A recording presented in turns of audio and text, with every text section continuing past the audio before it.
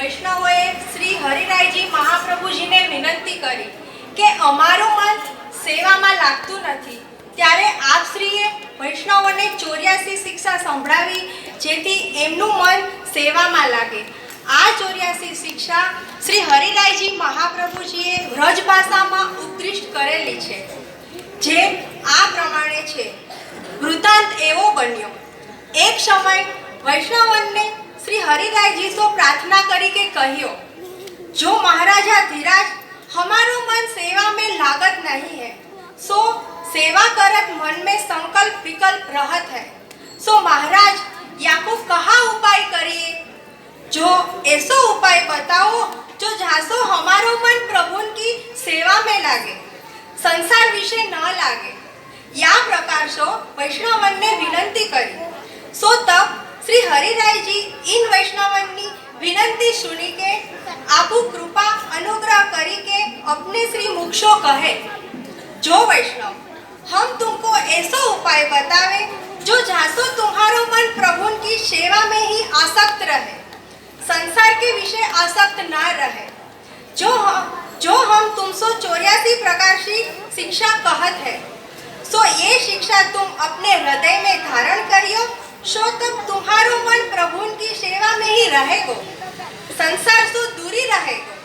सो तब सब वैष्णवन ने हाथ जोड़ी के श्री हरिराय जी से विनती करी, जो महाराजा धीराज हम सो 84 शिक्षा कहिए. सो तब श्री हरिराय जी आपो अपने श्री मुक्षो 84 शिक्षा कहने लगे. आ 84 शिक्षा माथी આપણા અમારી પાઠશાળાના બાળકો 25 શિક્ષા અર્થ સાથે આપણી સમક્ષ પ્રસ્તુત કરશે. તો અમારા દરેકે દરેક બાળકને આપ તાળીઓથી વધાવશો અને દરેક બાળક જે શિક્ષા બોલે છે એને આપણા જીવનમાં પણ આપણે ઉતારશું. શ્રી વલ્લભાધીશ કી જય. સૌથી પહેલા આવશે અમારી પાઠશાળાના નાના નાના બાળકો.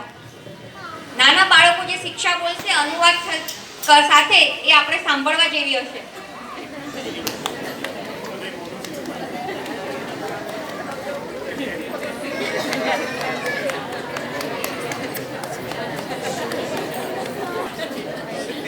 नंबर 1, जो वैष्णव को सदा प्रसन्न रहनो, अमंगल उदासी कबू ना रहे.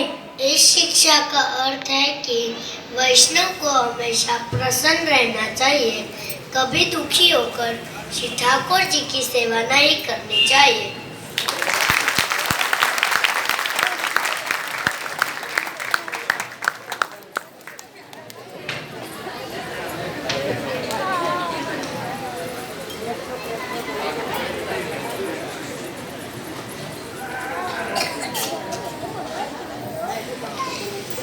शिक्षा नंबर 2, श्री ठाकुर जी के मंदिर में नित्य महोत्सव जानना. इस शिक्षा का अर्थ है कि श्री ठाकुर जी के मंदिर में हमेशा उत्सव ही है और नित नई सेवा तथा लाल प्रभु को लड़ाने चाहिए.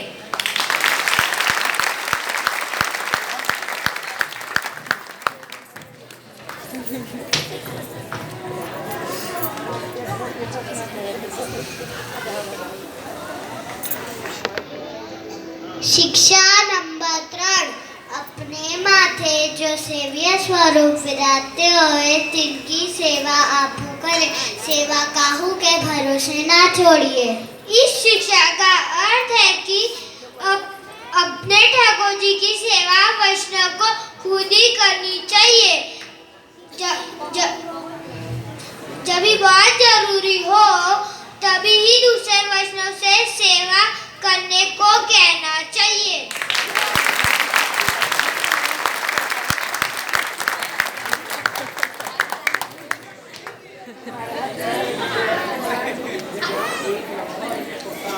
शिक्षा नंबर 4, काहू से विरोध ना करे, सबन सो मिष्ट वचन बोलनो.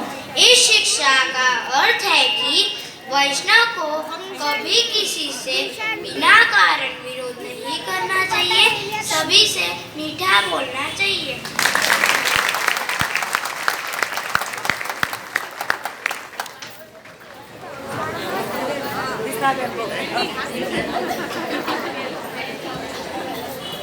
शिक्षा नंबर 5 विषय तृष्णा को त्याग करना। इस शिक्षा का अर्थ है कि આપણે જે અનેક પ્રકારની મોજશોખ મસ્તીમાં વ્યસ્ત રહેવા માંગી છીએ એનો ત્યાગ કરી મનને પ્રભુ સેવામાં લગાડવું જોઈએ.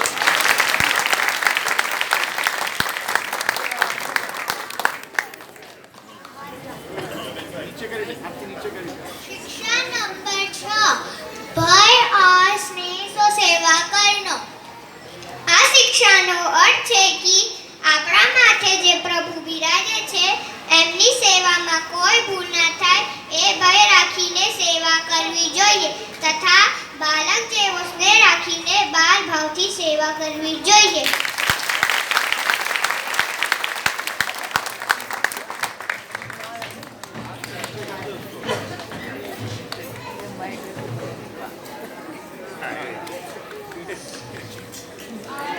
शिक्षा नंबर 7 अपनी देह अनित्य करी जाने. આ શિક્ષાનો અર્થ છે કે માનવ જીવનમાં આ વૈષ્ણવ દેહ ભાગ્યથી પ્રાપ્ત થયેલી છે અને ક્યાં સુધી રહે તે નક્કી નથી. એટલે જેટલું હોય આ શરીરનો સેવામાં ઉપયોગ કરવો જોઈએ.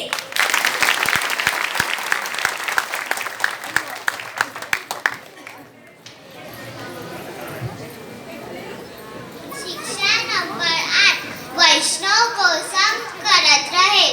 આ શિક્ષાનો અર્થ છે કે સાચા ભગવદ્ગીતાથી વૈષ્ણવ ધર્મની જાણકારી મળે છે એટલે હંમેશા વૈષ્ણવનો સંગ કરવો જોઈએ.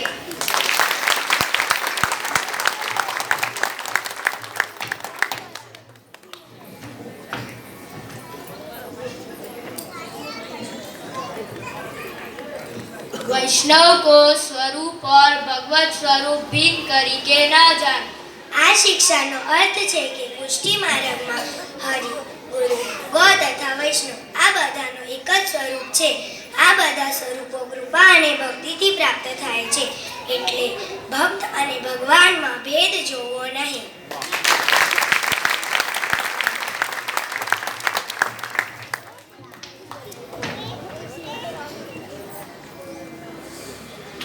शिक्षा नंबर 10 अपनी बुद्धि स्थिर करी राखे.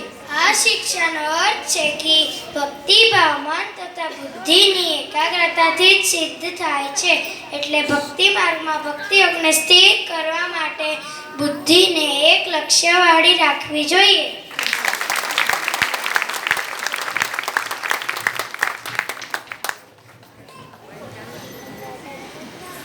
शिक्षा नंबर 11 जहाँ वैष्णव हो तहाँ चली के जाइए. આ શિક્ષાનો અર્થ છે કે આપણે વૈષ્ણવની સાથે રહેવાથી અનેક સેવા ઉપયોગી ચીજ જાણવા મળે છે તો આપણે વૈષ્ણવ પાસે સામેથી જવું જોઈએ જેથી કરીને આપણને અનેક સેવા ઉપયોગી ચીજ જાણવા મળે.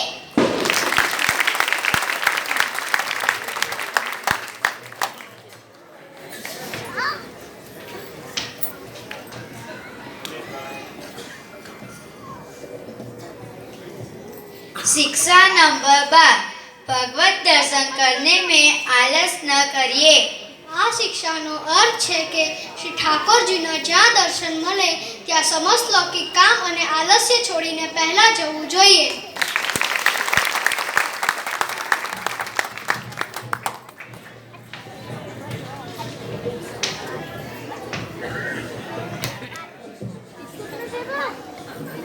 शिक्षा नंबर 13 श्री ठाकुर जी के दर्शन में आलस्य करवे सु आसुरी भाव उत्पन्न होय. આ શિક્ષાનો અર્થ છે કે શ્રી ઠાકોરજીના દર્શનમાં આલસ્ય કરીએ તો આપણે મન ને બુદ્ધિ બે શ્રી ઠાકોરજી ધીરે ધીરે દૂર થતી જાય છે જેને આસુરી ભાવ કહેવાય છે એટલે શ્રી ઠાકોરજીના દર્શનમાં આલસ્ય ન કરવું જોઈએ.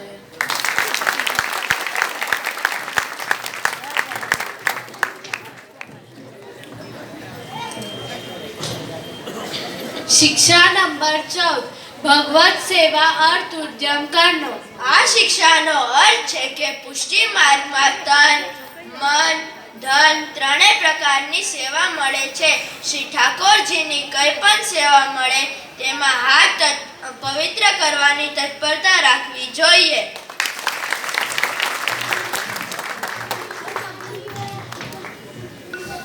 શિક્ષા નંબર 15 પ્રસાદ થોરો લેનો.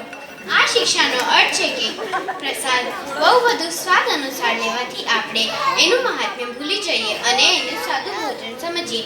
તો પ્રસાદનું મહાત્મ્ય જળવાઈ રહે એ માટે આપણે પ્રસાદ થોડો લેવો જોઈએ.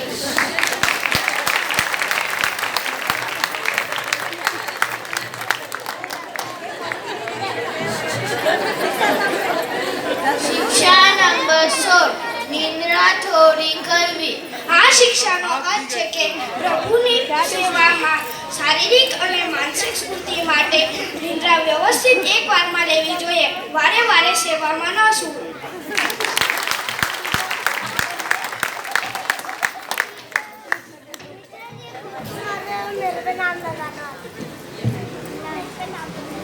શિક્ષા નંબર 17 ક્રોધ ન કરવો. આ શિક્ષાનો અર્થ છે કે ક્રોધ કરવાથી આપણી સાત્વિક બુદ્ધિનો નાશ થાય છે. શ્રી ઠાકોરજીની સેવા નિર્મળ બુદ્ધિવાળા જ કરી શકે છે, એટલે ક્રોધ ન કરવો.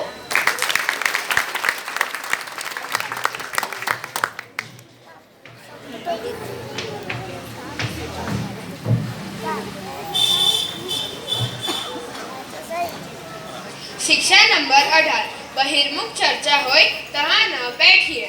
આ શિક્ષાનો અર્થ છે કે જે વાતોથી આપણે શ્રી ઠાકોરજીથી વિમુખ થઈએ એ જગ્યા ઉપર આપણે ન બેસવું જોઈએ.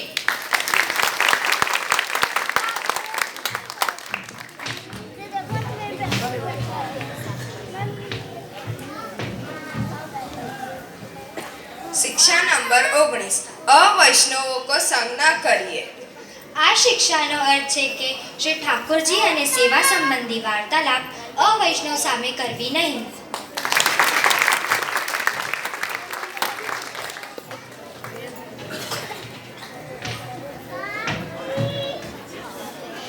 शिक्षा नंबर 20 वैष्णव मंडली में नित्य जाइए. આ શિક્ષાનો અર્થ છે કે સત્સંગ કરતા વૈષ્ણવ પાસે જરૂર બેસવું જોઈએ.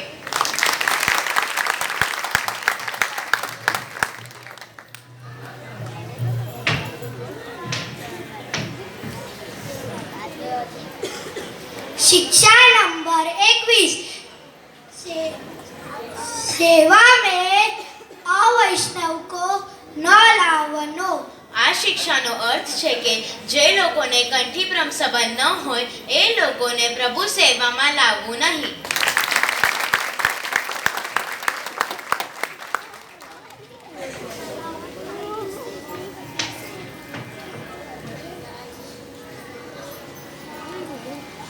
शिक्षा नंबर 22 धीरज न छोड़िए. આ શિક્ષાનો અર્થ છે કે જલ્દીથી દુઃખી થાવ નહીં અને બને ત્યાં સુધી નિરાશ થાવ નહીં.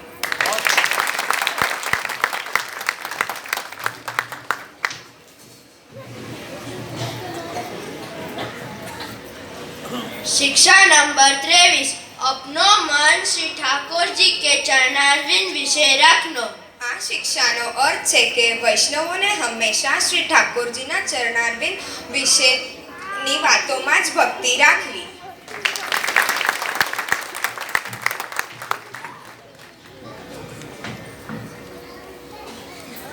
शिक्षा नंबर 24 भगवदीय से नवोन्भूत हुई रहनो. આ શિક્ષાનો અર્થ છે પુષ્ટિમાર્ગ વિષયની નવી નવી જાણકારી પ્રાચીન ભગવદીય પાસેથી લેવી.